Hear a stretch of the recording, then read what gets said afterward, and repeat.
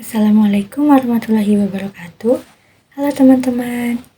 Di sini kita bakal ngobrolin hal-hal yang dekat banget sama kehidupan sehari-hari, khususnya buat kau para pecinta kuliner. Nah, siapa nih yang hobi banget nyobain makanan hits? Mulai dari street food, dessert lucu-lucu, sampai makanan luar negeri yang lagi ramai di TikTok. Tapi di tengah tren kuliner yang makin beragam, ada satu hal penting yang gak boleh kita lupain, terutama sebagai seorang muslim, yaitu kehalalan makanan itu sendiri. Hari ini kita bakal bahas tema kulineran hits tapi harus tetap halal.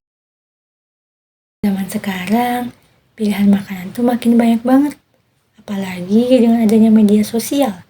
Kita jadi gampang banget tergoda sama makanan viral. Kadang cuma gara-gara lihat review enak dikit, langsung pengen nyobain. Padahal kita belum tahu pasti itu halal atau enggak. Nah, disinilah pentingnya kita sebagai konsumen muslim untuk lebih menyadari. Karena dalam Islam, makanan itu enggak cuma soal enak atau enggaknya, tapi juga soal halal dan thayyib, artinya halal dan baik untuk dikonsumsi. Contohnya nih, ada makanan yang kelihatannya biasa aja, kayak mie, roti, atau minuman kekinian. Tapi ternyata bahan yang dipakai bisa aja mengandung sesuatu yang gak halal, seperti gelatin yang gak jelas asalnya, alkohol dalam flavor tertentu, atau bahkan daging yang tidak disembelih secara syar'i.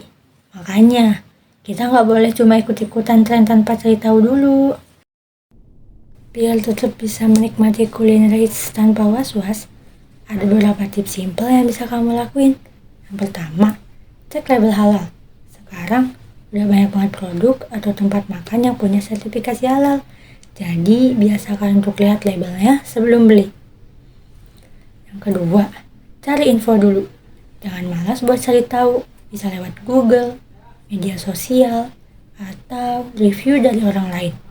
Yang ketiga, tanya langsung ke penjual. Kalau masih ragu, gak ada salahnya nanya. Justru itu bentuk kehati-hatian kita. Yang keempat, hindari yang meragukan. Dalam Islam, lebih baik kita meninggalkan sesuatu yang belum jelas daripada mengambil resiko. Sekarang ini juga lagi tren banget makanan dari luar negeri, kayak Korean food, Japanese food, atau Western food. Tapi nggak semua makanan luar itu otomatis halal. Misalnya, ramen yang pakai kaldu babi, dessert yang mengandung alkohol, atau saus yang pakai bahan non-halal. Bukan berarti kita nggak boleh nyobain ya, boleh banget, tapi kita harus lebih selektif. Sekarang juga udah banyak kok restoran atau brand yang menyediakan versi halal, jadi kita tetap bisa ikut tren tanpa melanggar prinsip. Mungkin ada yang mikir, ribet banget sih, kan yang penting enak. Tapi sebenarnya menjaga makanan halal itu bukan sekadar aturan.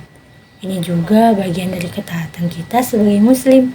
Apa yang kita konsumsi itu berpengaruh ke kesehatan tubuh kita, keberkahan hidup kita, bahkan sampai ke ibadah kita.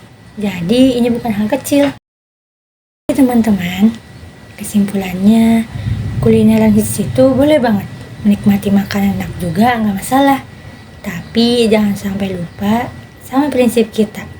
Halal tetap nomor 1. Karena jadi anak muda yang keren itu bukan cuma soal ikut tren, tapi juga soal punya prinsip dan kesadaran. Mulai sekarang, kita jadi lebih bijak dalam memilih makanan, biar nggak cuma kenyang, tapi juga tenang. Terima kasih sudah mendengarkan. Sampai ketemu. Wassalamualaikum warahmatullahi wabarakatuh.